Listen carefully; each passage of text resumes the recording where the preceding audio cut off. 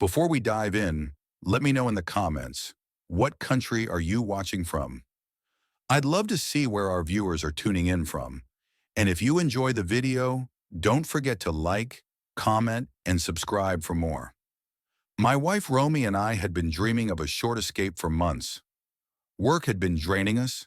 She teaches, and I'm in sales.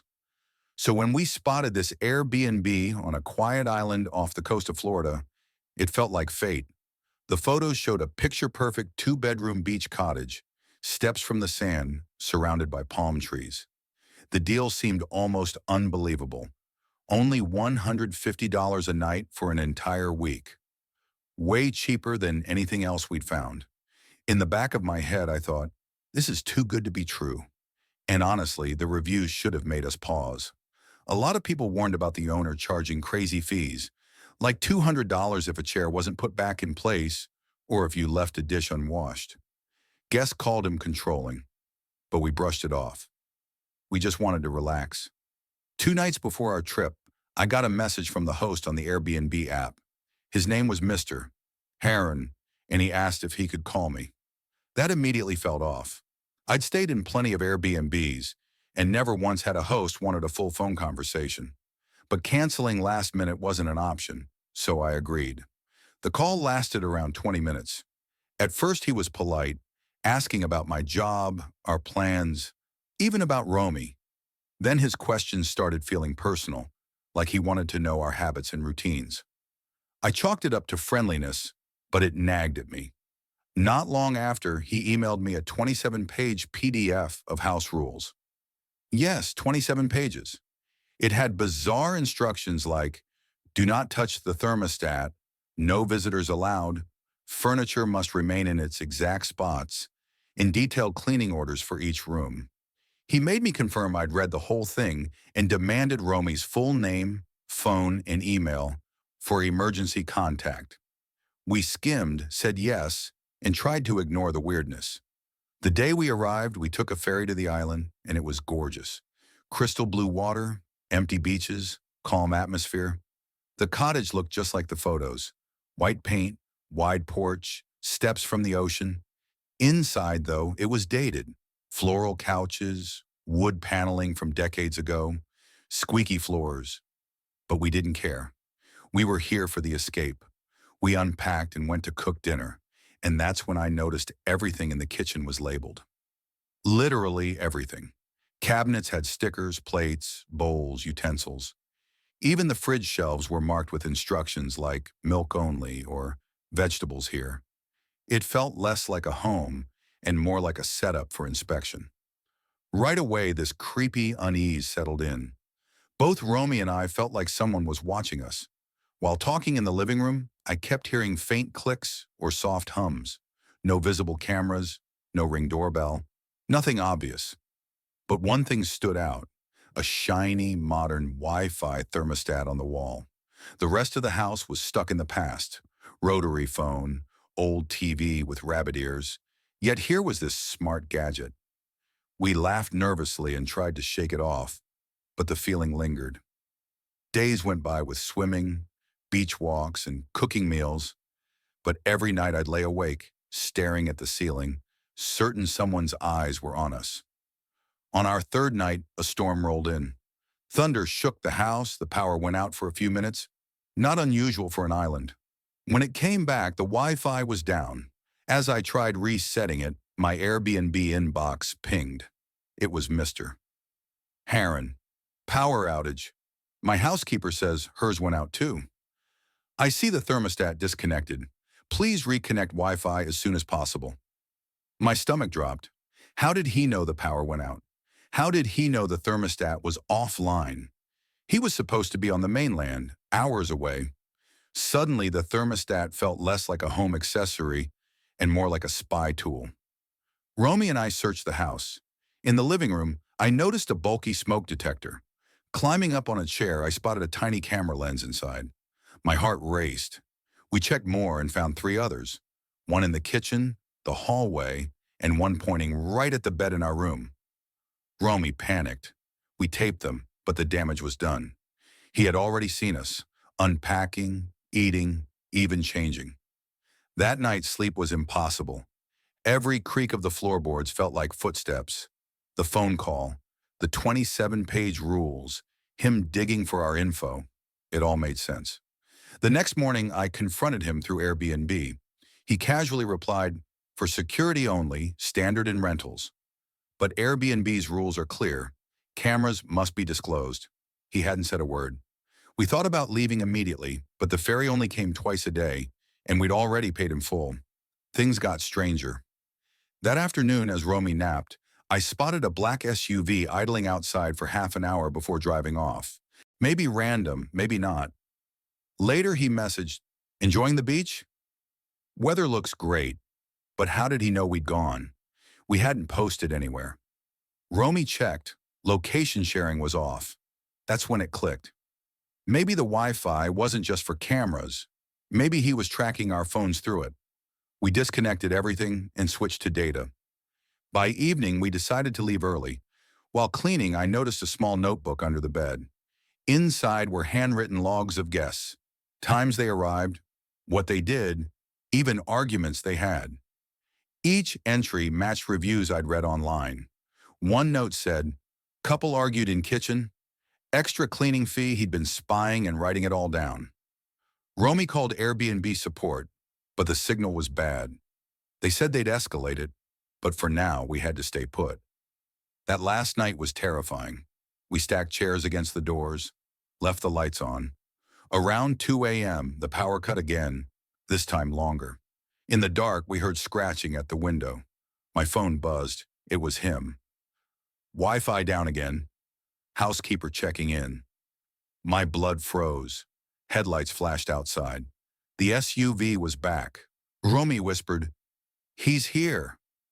We huddled in the bathroom, trembling. 10 minutes later, the car drove off and the power returned, but we didn't sleep. At sunrise, we ran for the ferry. On the way back, a new notification popped up. Mr. Heron had already left us a review.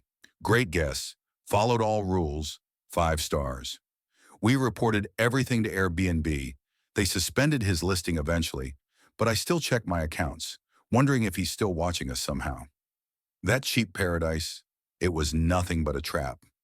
If a deal looks too perfect, run. We had to learn that the hard way. 2 years ago, on a rainy Thursday night in Tacoma, Washington, I was walking home after finishing a late shift at work. It was close to 10:45 p.m. I didn't have a car back then, and the last bus only dropped me halfway. That meant I always had about a 15-minute walk to get home. I wore a black raincoat with the hood pulled up and carried a small umbrella that hardly kept me dry. My phone battery was almost gone, just 12% left. The wet streets reflected the yellow glow of the lamps above. Everything was quiet except for distant cars and the constant patter of rain hitting my umbrella as I moved along. At first it was normal. I passed the laundromat, where one light was always on even after closing. Then I walked by the vape shop that was already shut down. That's when I heard footsteps, slow, steady, and behind me. I glanced back and saw a man about half a block away. He wore a dark hoodie pulled up over his head and jeans. He didn't make eye contact, just walked the same way I was. I told myself it was nothing. People walk at night all the time. But my chest tightened. I crossed the street at an old faded crosswalk. He crossed too. I slowed down near the corner diner that had closed an hour earlier, pretending to fix my shoelace. He slowed as well. My heart began to pound. I picked up my pace and so did he. His footsteps were heavier, sharper than mine. I squeezed the handle of my umbrella and stared ahead, not daring to look back again. My gut told me this wasn't random anymore.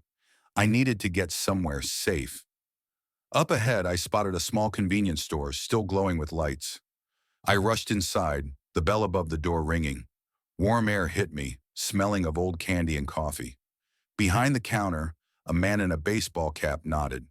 I grabbed a bottle of water and gum I didn't need just to look casual. Through the glass, I saw the man in the hoodie standing outside under the awning. He didn't enter. He just stood there facing the door. I leaned toward the clerk and whispered, "I think someone followed me here." He leaned sideways, peeking out at the man, then back at me. Calmly, he said, "You can stay in here for a while." My hands shook as I paid. I stood near the hot dog roller, pretending to check my phone. My battery showed 7%. Outside, the man just stood there. Then a white cargo van rolled up slowly to the curb behind him. It was old, paint chipped, no side windows. I noticed a dent above the back wheel and a missing hubcap on the front passenger side. The man looked at it, opened the passenger door and got inside. The van idled for a moment before pulling away down the street. I felt a wave of relief, but my stomach was still tight. I waited 5 more minutes, telling myself it was done. I thanked the clerk and stepped back into the rain. This time I chose the main road, brighter and busier than the quiet side streets. I walked fast, keys between my fingers, just like my mom taught me. The street was mostly empty except for the rare headlights that passed. I reached the old bakery with the peeling pink sign when I heard an engine, slow, crawling behind me. I turned. It was the same white van, matching pace with me. I could make out a figure behind the windshield. My chest squeezed. I didn't think. I darted into the nearest alley, puddles splashing under my shoes. The alley stank of wet trash and oil. Dumpsters lined the brick walls. Old pallets leaned against fences. I ran hard, umbrella smacking against my side. At the mouth of the alley, the van stopped. Its headlights poured across the walls. I crouched behind a dumpster, trying not to breathe too loud. The van idled. Then I heard the slide of a door. Silence after. Far down the alley, maybe half a block away, I spotted a police cruiser parked under a traffic light. The sight of it filled me with hope I can't explain. I bolted, splashing through puddles, waving my arms. "Help!" I yelled. A female officer jumped out, raising her hand. "What's going on?" she asked. I pointed back, gasping. "White van. Guy followed me, got in it, then came after me again. It's right there." She opened the back door, told me to get in. She radioed something, then drove forward. But when we reached the alley, it was empty. My umbrella lay in a puddle, but the van was gone. She asked for details.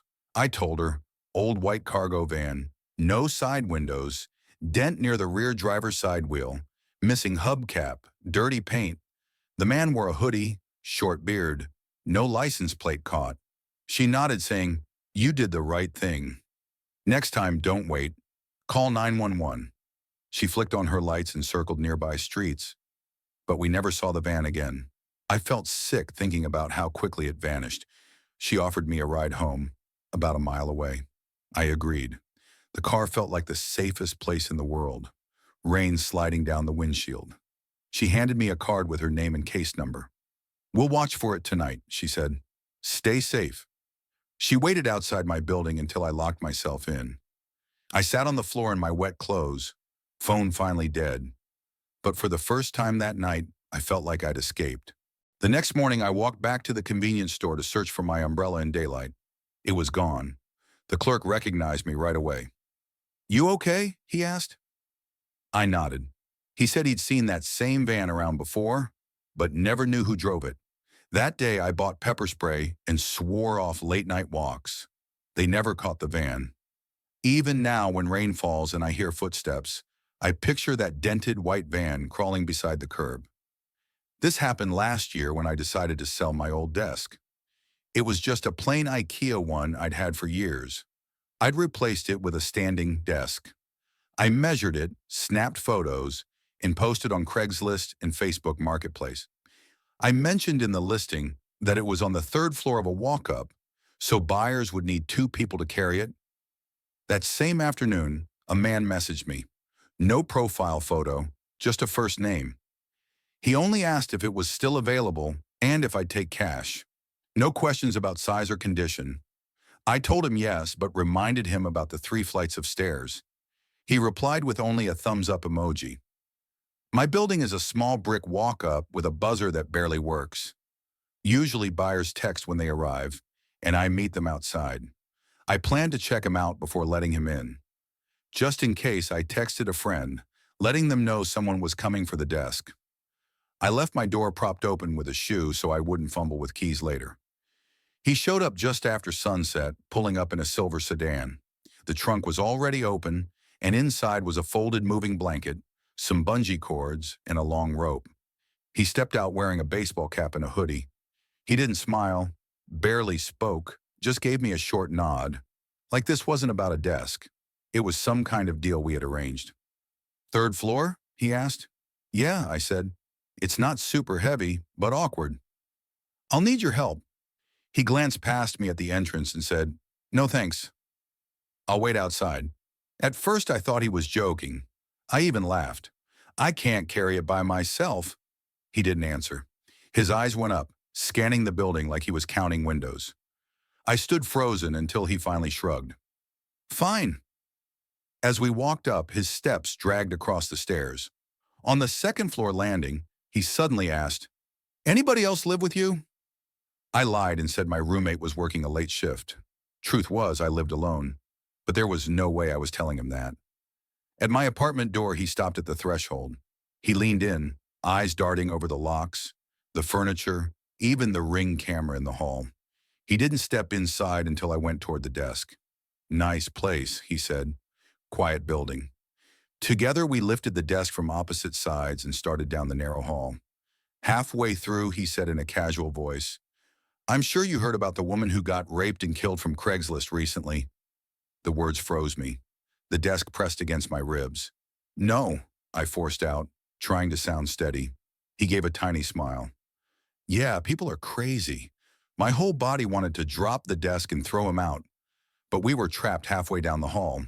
If I stopped, I'd block the doorway and be stuck with him inside. So I kept moving, heart racing. We carried the desk down the stairs. He guided with just 2 fingers, never touching the railing once. Outside, the street was darker than usual. Not a neighbor in sight. His car idled with the trunk open, rope and bungees laid out neatly like he'd been planning. "Should fit," he muttered. He pulled out cash wrapped in a rubber band, worn bills that looked like they'd passed through too many hands. He counted slowly, handed me the exact amount. No bargaining, no receipt, no hesitation. We slid the desk into the trunk, tied it down. He closed it with a rope dangling under the latch. Then he paused, staring up at my windows. "Ever get nervous doing this?" he asked. "I'm careful," I said quickly. "Good. You should be." He got in his car and drove off. The rope ends tapped against the bumper as he vanished around the corner. Back upstairs, I locked both doors, texted my friend it was done, and sat on the couch with his words stuck in my head. The way he said them, it felt like they were meant to stick, meant to scare me. I opened my laptop and searched Craigslist murder. Nothing nearby, just old stories from other states. Recycled posts. It wasn't a warning. It was something he chose to drop in my hallway, right after asking if I lived alone. I checked the Ring footage. For a second, it looked like he tilted his cap to hide his face from the camera. Maybe I imagined it. Still, I saved the clip. Around midnight, my buzzer rang. One long press. No voice on the intercom. I stared through the peephole for minutes, but the hall was empty. Then my phone buzzed. A text from an unknown number asking if the desk was still available. The name matched his, like he forgot he'd already bought it. I didn't answer. I blocked the number, closed the listing, and reported him. That night, I pushed a chair under the doorknob. I barely slept. Every sound made me jump. Pipes knocking, footsteps outside, cars in the distance. For weeks, every silver sedan looked like his. Every man in a cap could have been him. I carried my keys between my fingers whenever I left. I stopped posting my address on anything. The next time I sold something, I met people in public, mostly police station parking lots. I even bought a dolly so I'd never have to depend on a stranger's help again. But what I can't shake is that one sentence. It wasn't part of the sale. He put it there on purpose. He wanted me off balance, wanted me to think about what could happen in a stairwell where no one else was around. He left with a desk, but he tried to leave with more than that, with my sense of safety in my own home. If I could go back, I'd have closed the door the moment he refused to help. I'd have kept the desk, given it away to a neighbor, anything. Instead, I told myself just to get through it, that it was almost over. I share this because it still lingers. Nothing happened. No crime, No police report, no headlines. But the scariest moments are sometimes the ones that leave nothing to prove. Just a single sentence, a rope in a trunk, and the image of a man who wanted me to wonder what could have happened. I moved to Cleveland, Ohio in the fall of 2010 to start my master's at Cleveland State University. I rented a basement apartment off Euclid Avenue. If I cut across Chester and slipped in near Rhodes Tower, I could be in the department office in 10 minutes. The building smelled of dust, old carpet, and toner. It felt solid. By October, I was offered a part-time job in the department, answering phones, handling schedules, updating donor lists, recruiting. I took it right away. Tuition and rent didn't care about pride. The chairman was an older Jewish man named Dr. Leonard Katz, though everyone just called him Doc. He wore wool sweaters that shed and carried around a heavy metal ashtray that looked like it belonged in a diner. He smoked a pipe, always packed too tightly. The university had banned smoking in offices years ago, but his was tucked at the very end of the hall, just past the copy room. He kept the door cracked, fan blowing at the window, and smoked anyway. He loved to talk.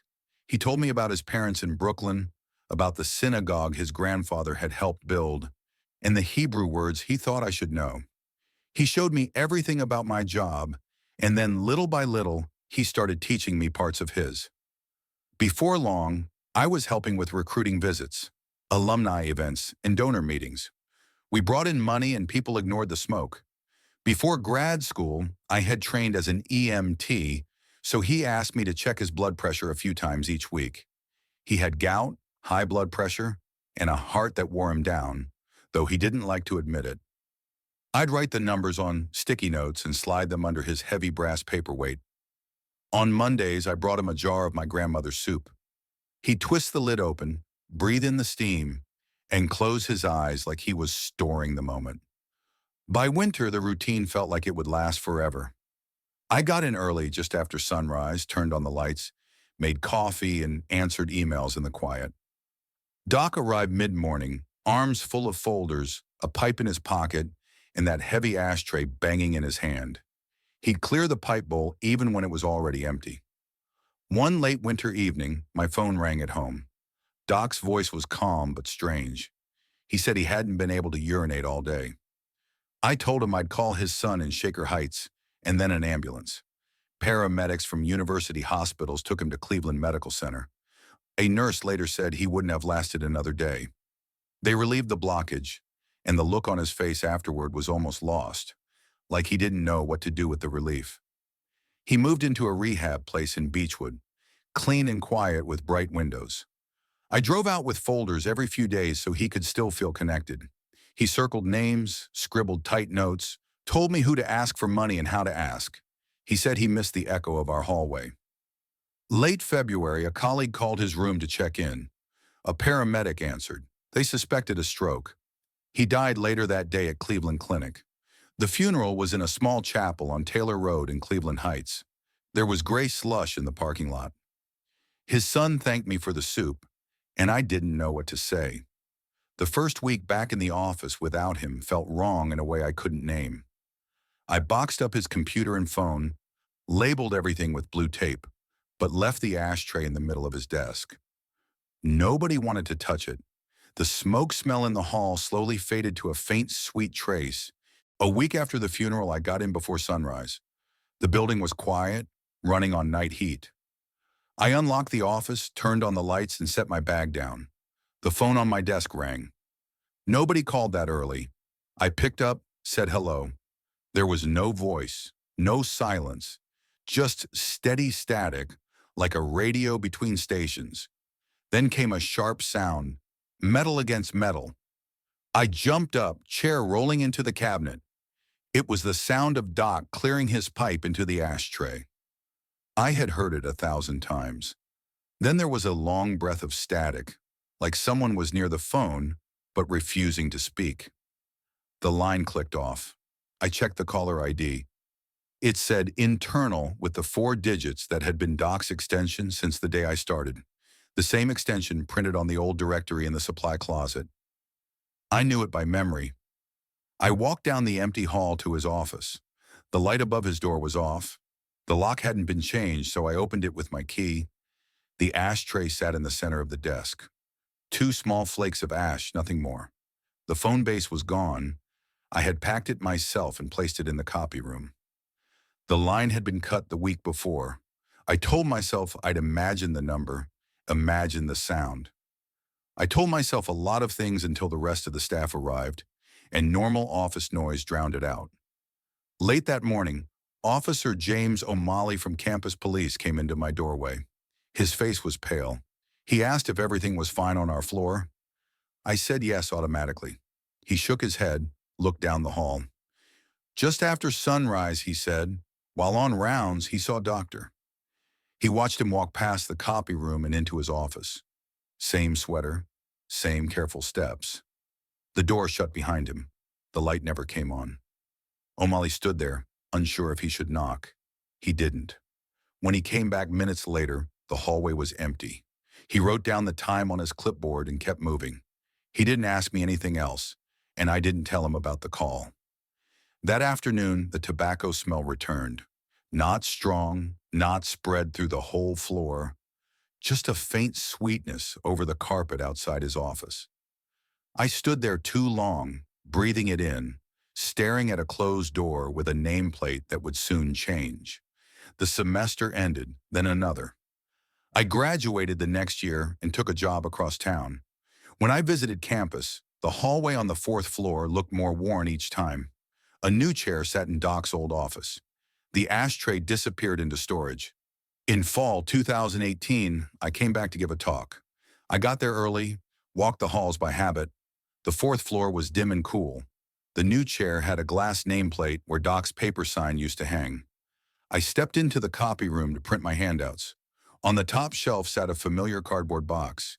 Flaps folded over, blue tape across, black marker and neat letters with his name. I lifted the flap. Inside lay the old handset, coiled cord wound tight, a yellow disconnect tag taped to it with the month and year. I set the flap down and kept my hand on the box, listening. From the hallway came a sharp strike of metal on metal, the sound of a pipe being cleared. It came from the direction of his office. Not loud, not dramatic, ordinary, but out of place in a building where no one had smoked in years. I walked out, looked both ways. The hall was empty. I breathed in, and there it was again, the faint, sweet note of old tobacco. Before leaving, I stopped by telecom. I asked about old calls as if a technical detail would calm me. The tech checked records and said Doc's line had been physically disconnected in early March of that year. No forwarding, no patch, no way an internal ring could have come through after that. I thanked him and rode the elevator down. I watched the numbers climb, fall, climb again as others got on. Now, whenever I return and pass that corner, I don't linger. Sometimes the hallway is only a hallway. Sometimes it is not. It was a crisp October day in 2019 when my wife Sophia, our 6-year-old son Tommy, and I drove to a pumpkin patch near Gratina, Nebraska. Friends told us it was one of the biggest in the state. Hay rides, pumpkin picking, and a corn maze that covered 10 acres. We lived in Omaha, so it was only a short 30-minute drive. Tommy was buzzing with excitement, bouncing in his seat, talking about how he wanted to get lost in the maze like the kids in his cartoons. Sophia and I laughed and thought it sounded perfect. One last family outing before the cold set in. We arrived around noon. The place was crowded, families everywhere, kids running with candy apples, the air full of cider donuts. We started with the easy things. Picked pumpkins, rode the hay rack, fed the goats in the petting zoo. Tommy loved every second of it. Then we headed toward the corn maze. The sign out front said it was family-friendly, though it could still take an hour to finish. At the entrance, they handed us a map, but Tommy begged to play hide-and-seek instead. "Come on, Dad, I'll hide and you find me," he said, his whole face lit up with excitement. Sophia rolled her eyes but agreed. "Okay, but we stick together." The maze was taller than I expected, the corn stalks rising more than 7 feet high, dry leaves rattling in the wind. Paths twisted in every direction, full of dead ends and looping turns. We started playing, and Tommy sprinted ahead, giggling, slipping behind walls of corn. I found him quickly the first few times, but soon he ran further away, shouting, "Can't catch me!" Sophia and I spread out just a little, calling for him. At first it was lighthearted, but after 10 minutes of not seeing him, my chest tightened. "Tommy, this isn't funny anymore," I shouted. Sophia's voice broke with worry. "Honey, come out!" We kept searching, but the maze was disorienting. Every corner looked the same. The sun was still up, so we tried not to panic. We bumped into other families, but none had seen a boy wandering alone. By 4 p.m., staff announced over the loudspeakers that the maze would be closing soon. We told one of the workers that Tommy had gone missing. They radioed others to check, but nothing. "Kids hide all the time," one man said casually. "He'll turn up." But as the crowd thinned out, dread set in. Sophia began to cry. We ran to the car, grabbed flashlights, and pushed back in, even though the place was closing down. Night fell fast. By 6 p.m., it was pitch black. No moon, only stars. The wind moved through the corn like whispers. We shouted his name again and again. "Tommy, where are you?" The sound bounced back as an echo, but there was no answer. Out here, phone service was barely working, but we called 911 anyway. The dispatcher said deputies were on the way, but could take 20 minutes. "Stay put," she told us, but we couldn't. We went deeper, flashlights cutting across the endless stalks. About an hour later, Sophia spotted something in a muddy patch. It was Tommy's little red sneaker, stuck as if he had tripped. My stomach sank. "Oh no," Sophia whispered. Small footprints trailed off, but alongside them were bigger ones, adult-sized boots pressed into the dirt. Then came a sound, a low whistle, the kind you'd use to call a dog. It came from close by. Corn rustled. "Who's there?" I shouted, swinging my light, but silence answered. We followed the prints, hearts pounding harder each step. The maze no longer felt like a game. It felt alive, like it was closing in. Sophia gripped my arm and whispered, "What if someone took him?" I didn't want to admit it, but I knew this part of Nebraska had drifters, people hopping trains, sleeping in fields. Farms were lonely places. People went missing. Sometimes they were never found. Soon we stumbled into a clearing, flattened out like someone had been living there. Trash scattered the ground, empty cans, a filthy sleeping bag, cigarette butts. My skin crawled. Then a voice came from the shadows, gravelly and male. "Looking for the boy?" A figure stepped forward, tall, ragged, a worn coat hanging loose. His face hidden in shadow, but his eyes wild, beard unkempt. "He's safe for now," he muttered, smirking. "But you gotta play my game." My throat went dry. Later, cops told us his name was Earl, a drifter who had been wandering the Midwest for years, slipping through towns, dodging warrants for theft and worse. He'd been camping in the cornfields near Vallis, watching families at the maze, luring kids with candy or toys, pulling them into the twists where parents couldn't see. Sometimes he demanded money. Other times, kids just vanished. He'd done it in Iowa too, but no one pieced it together. "Give him back," Sophia screamed. Earl laughed, backing into the corn. "Follow me if you can." But one wrong turn and he's gone. Then he bolted. We chased, but he knew the maze like his own yard. He'd cut secret paths, hidden shortcuts. We'd hear Tommy's voice, "Mommy," echoing through the stalks, but then realized it was Earl mimicking him. My light caught pieces of him, his coat flashing between stalks, then gone again. Sophia tripped in the mud, sobbing. I pulled her up, but we were lost now too. Earl taunted us, his voice floating. "Over here!" Then silence. We found Tommy's other shoe smeared with mud. My mind spun.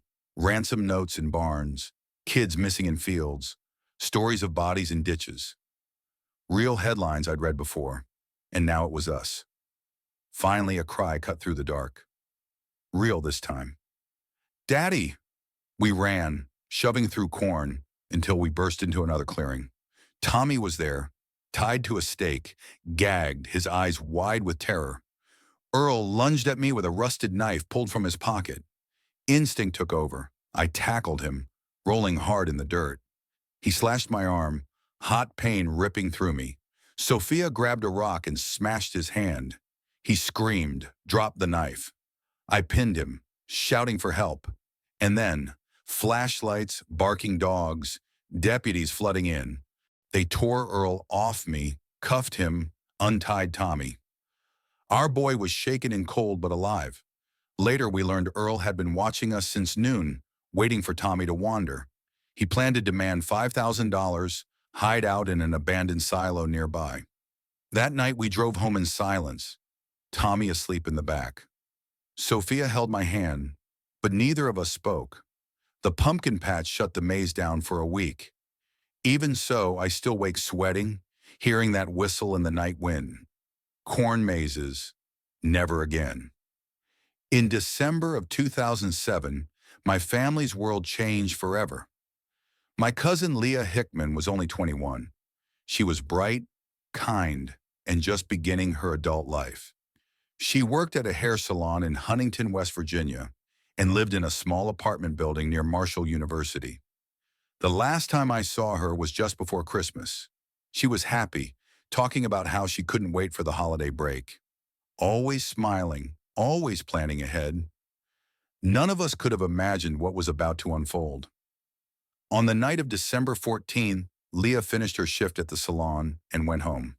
Her apartment was on the third floor of a plain brick building. From outside, it looked ordinary, the kind of place for college kids and young workers. But inside, it always felt unsettling to me. Narrow halls, dim lights, and a silence that pressed down at night. Leah lived with her half-sister, but that night she was alone. She had called a few friends earlier in the evening, but after that, no one heard from her again. The next day, she didn't show up to work. Everyone grew worried right away. Leah was responsible, never one to skip without a word. Calls started going out. First, the salon tried her phone, no answer. Then her sister. Still nothing. By evening, my aunt, her mom, was in panic. Leah always checked in. For her to fall silent was not just unusual, it was unthinkable. We went to her apartment together. I'll never forget the feeling of walking up those stairs, praying she'd just be inside. Maybe embarrassed that everyone was worried for nothing. But when we reached the door, it was locked tight. Her car sat in the lot outside. Inside, her purse and shoes were there, but Leah wasn't. It was one of the most unsettling sights I'd ever seen. Everything looked normal, as if she had stepped out for only a minute. No broken glass, no struggle, nothing out of place, just silence. She had simply disappeared. Police got involved right away. They searched the area, knocked on neighbors' doors, talked to everyone in the building. A few neighbors thought they might have heard footsteps late at night, but nobody was certain. The worst part was the basement.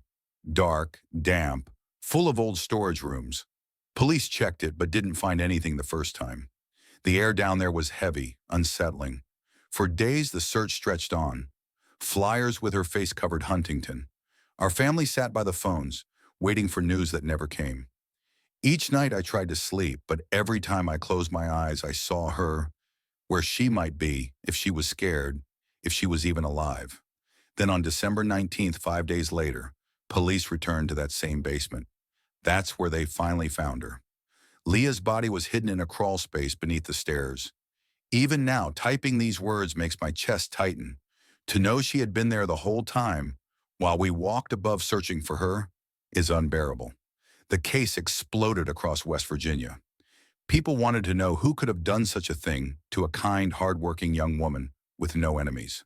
Police questioned everyone, co-workers, friends, neighbors in her building. Rumors spread, whispers of what someone might have seen or heard, but no clear answers ever surfaced. To this day, no one has been arrested for her murder. It remains unsolved. What haunts me most is how ordinary that night began. Leah finished work. She came home. She may have thought about Christmas, maybe watched TV, maybe got ready for bed, and then someone stepped into her life and ended it. No alarms, no cries for help, no warning signs, just sudden, consuming silence. For me, the hardest thought has always been how alone she must have felt in those moments. An apartment is supposed to be safe, especially your own. But for Leah, it became the place where her life was taken. Sometimes I drive past that building in Huntington. It looks ordinary now, just another spot near campus, with young people going in and out, unaware. I wonder if they know what happened inside, or if to them it's just a forgotten piece of brick. Our family has kept her memory alive, but the ache of justice denied lingers.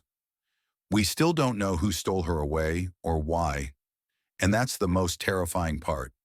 Someone bold enough to take a young woman from her apartment, hide her body just feet away, and vanish without a trace, could still be out there. Every time I think about it, I get that same sinking chill. It could happen to anyone. Leah was only 21. She had her entire future ahead, and on one ordinary December night, she disappeared from us forever. Hi, I'm Hug, and I work as a police sergeant for the New York City Police Department in the Bronx. It wasn't the career I had dreamed of. I had wanted to act, to perform on TV or film after college, but auditions never worked out.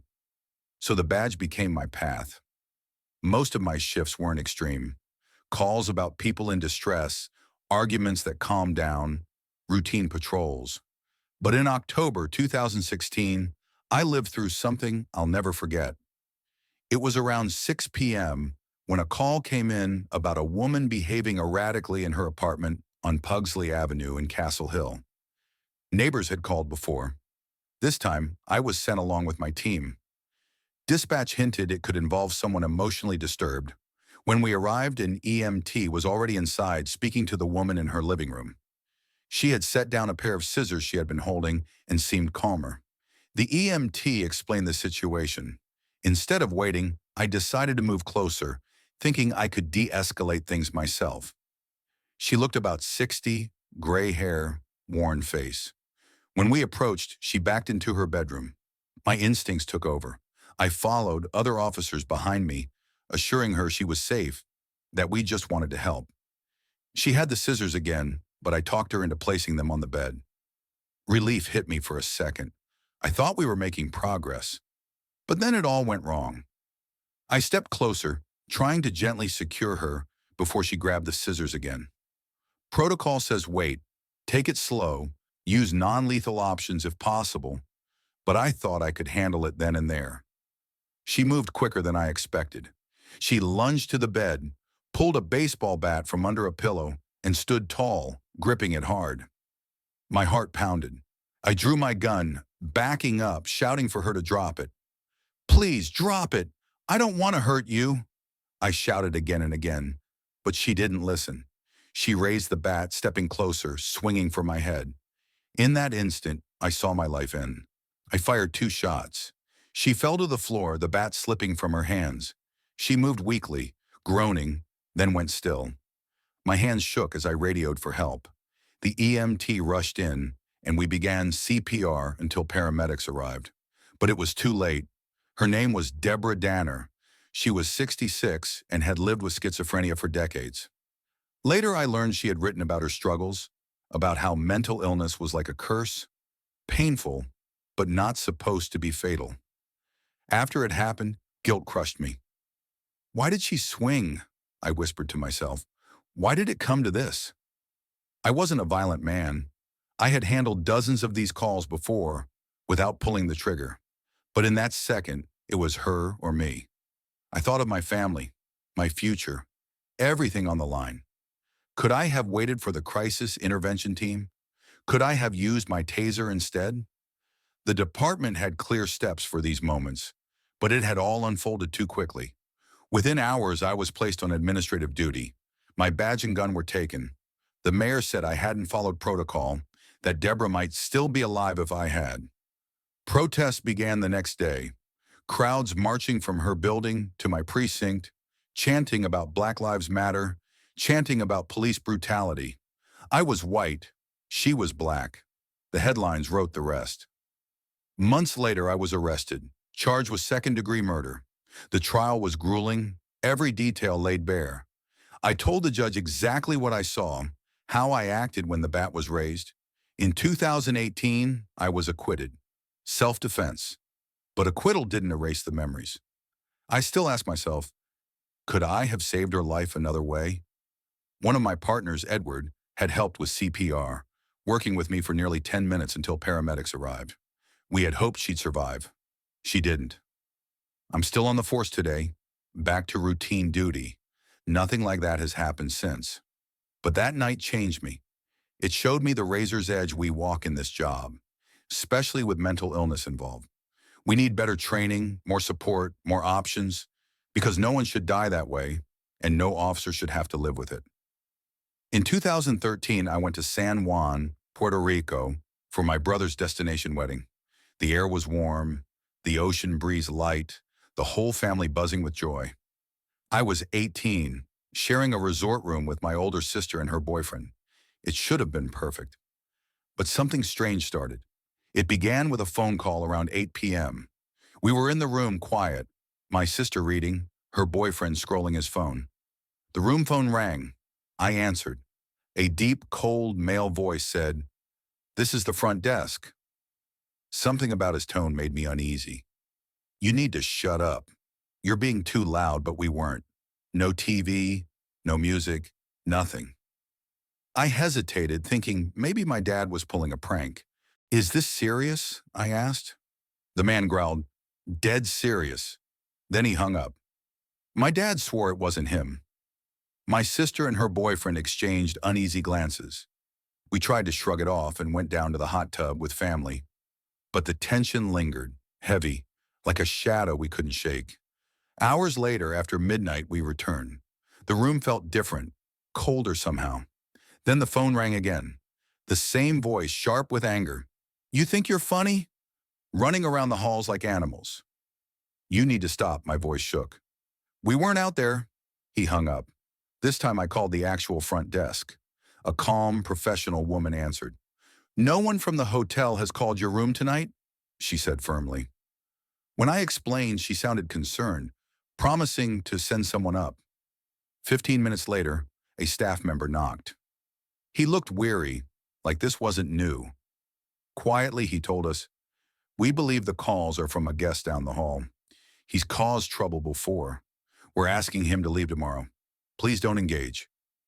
We nodded, but just as he left, the phone rang again. My sister's boyfriend picked up. "There's a man in this room," he barked, trying to sound firm. Silence. Then the line went dead.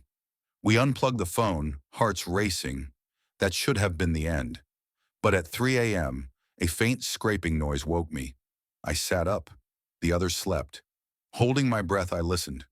The sound brushed against our door, slow, deliberate.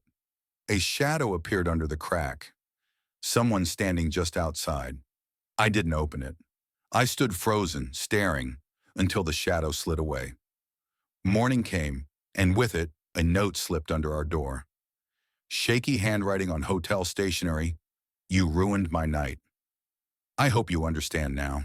I heard every word, every step. I don't forget people who make me lose sleep. No name. No number. Just that." My skin went cold. We hadn't been loud. He had been listening, watching. He knew when we came back, when we went to bed. He had been outside our door, right there while we slept. The hotel confirmed he checked out that morning. Security reviewed footage but wouldn't tell us what they saw. We never got a name, never saw his face. For the rest of the trip, I couldn't relax. Every sound woke me. I kept peeking through the peephole, waiting for him to return. What chilled me most wasn't the calls. It was knowing how easily he had slipped into our lives for 2 nights, controlling our fear without ever stepping inside. Even now, when the phone rings late at night, my heart skips. Because I'll never forget that voice. I was 15 that summer when my family spent our vacation at the Hilton Hotel in Orlando, Florida. It was one of those huge resorts with pools, arcades, and families everywhere. We were there for 2 weeks trying to escape the heat back in Chicago. My parents let me wander around during the day while they lounged by the pool or went to theme parks. That's when I met Jake. He said he was 18 from Texas.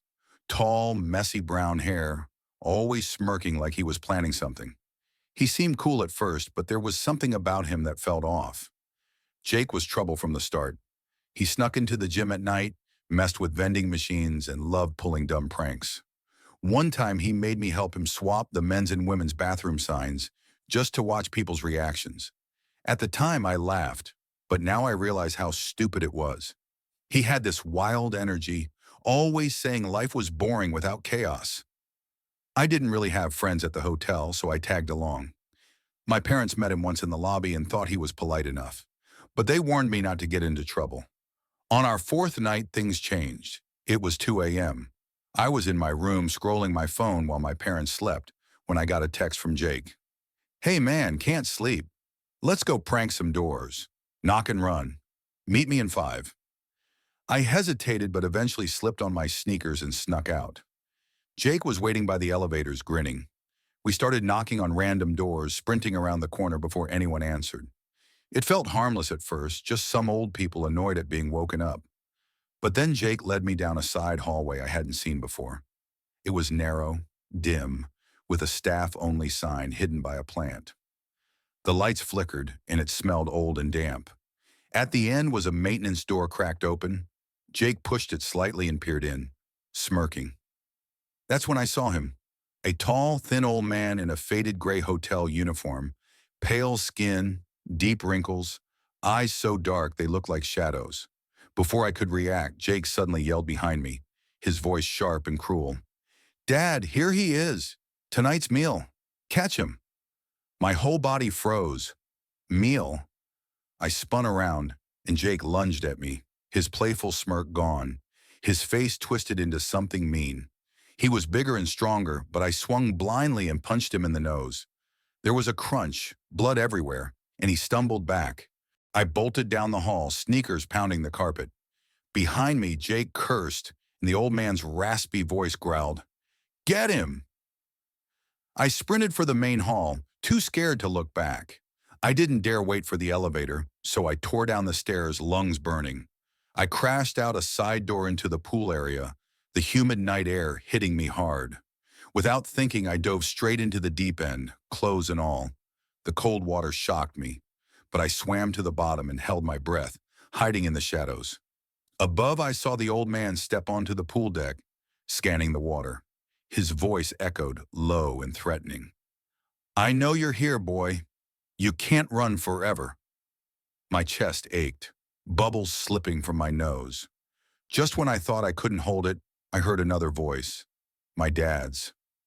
He was outside with a flashlight, calling, "Have you seen my son? He's 15, wearing a blue shirt." The old man muttered quickly, "No, haven't seen anyone." But he sounded annoyed. That was it. I burst to the surface, gasping. My dad spun around, shocked, and pulled me out of the pool. I was shivering, dripping, pointing toward the old man. But when Dad looked, he was gone. Just shadows. We hurried back to the room where I told my parents everything. Jake, the hallway, the old man, the word meal. It sounded insane. My mom thought it was just kids pulling a nasty prank. My dad guessed maybe some weird father-son duo trying to scare me. But the next morning, when we asked at the front desk, there was no Jake from Texas registered. No old man on staff either. Nothing. I blocked Jake's number and barely left the room for the rest of the trip. Maybe it was all some twisted setup, or maybe something darker. I still don't know. It started about 6 months ago when my wife Laura and I moved into our new home outside Dallas. It was our first real house with a backyard and a pool. At first, the neighbors seemed normal, a family with 2 kids, a boy and a girl. But soon their toys started flying over our fence into our yard. At first I tossed them back, but it kept happening, almost every day, and it wasn't by accident. I'd hear the kids giggling as they threw things, balls, action figures, even remote control cars that clogged our pool filter. Then came the doorbell. They'd ring nonstop saying they needed their toys. At first I let them in to grab their stuff, but it happened so often that it felt invasive. Finally, I told them no more. They couldn't come in. The boy scowled, the girl pouted, and they left. But after that, toys flew over even more, piling in our yard. Laura started getting creeped out. What if they climbed the fence? We checked our Ring camera and saw them whispering and laughing at our door before running off. Things escalated when their dad, Mike, showed up. Big guy, construction worker, tattoos up his arms. He said I was keeping his kids' toys and demanded I let them back in. I told him firmly it was our property and his kids needed to stop. He walked off angry, and that night, toys slammed against our sliding glass door hard enough to crack it. We installed more lights and locks. Laura said she didn't like him. Bad vibes. Then came the night that changed everything. I was away in Austin for work. Around 2:17 a.m., Laura called me, whispering frantically. Someone was banging at the door. I checked the Ring feed. Mike was on our porch, pounding and yelling, "Open up! Give me my kids' toys!" He started kicking the door, shaking the frame. Laura screamed as glass shattered. The kitchen window. He was reaching inside to unlock it. I told her to lock herself in the bedroom and call 911. Police arrived fast, sirens blaring. Mike froze when they showed up, but they saw everything. Him bleeding from his hand, the broken window, the Ring footage. They cuffed him, but as they dragged him away, he looked straight at Laura and said calmly, "I'll kill you one day." The officers wrote it down as a threat. The next morning, his wife apologized, saying he had anger issues. But he's still living next door, out on bail. Laura jumps at every sound at night now. We've reinforced the windows and added cameras, but his words linger in my head. "I'll kill you one day." I wonder if he meant it. I wonder if one night he'll try again. It was July 2017 in Austin, Texas, one of those sticky nights where the heat clings long after the sun sets. My name's Emily, and I'd been swimming at Zilker Park Pool all month to unwind from my stressful downtown office job. That evening I arrived late, around 7:30, just as the place was emptying. A couple of people packed up and left, the lifeguard waved goodbye, and suddenly I had the whole pool almost to myself. I slipped into the water, chlorine sharp in the air, cicadas buzzing in the trees. Lap after lap, my thoughts faded. By the time the sun dipped orange across the sky, the place was deserted. Just me and my old Honda in the lot beyond the fence. Peaceful, until I felt it. That prickling sense that someone's watching. I scanned the tree line, nothing but shadows. I shook it off. But then I heard the squeak of the gate. I looked over, ajar, swinging slightly. "Hello?" I called out, but no answer. Just cicadas humming. I swam toward the shallow end, uneasy, and that's when I saw him. A tall figure stepping from behind the changing rooms. Hooded jacket in 85-degree heat, boots heavy on the concrete, face hidden. He stood there staring, hands deep in his pockets. My stomach tightened. I tried to sound casual, calling, "Pool's closing." He didn't move, just started walking slowly along the edge toward the deep end. Something swung from his hand, a flashlight, or maybe something worse. My heart raced as I swam for the ladder, dragging myself out, water streaming off me. My bare feet slapped against the concrete. He kept coming closer. If you enjoyed this story and want to hear more chilling tales from the sea, make sure to give this video a like and subscribe to the channel. Don't forget to hit the bell icon so you'll never miss the next voyage into the unknown. Until then, stay curious, stay safe, and I'll see you in the next story.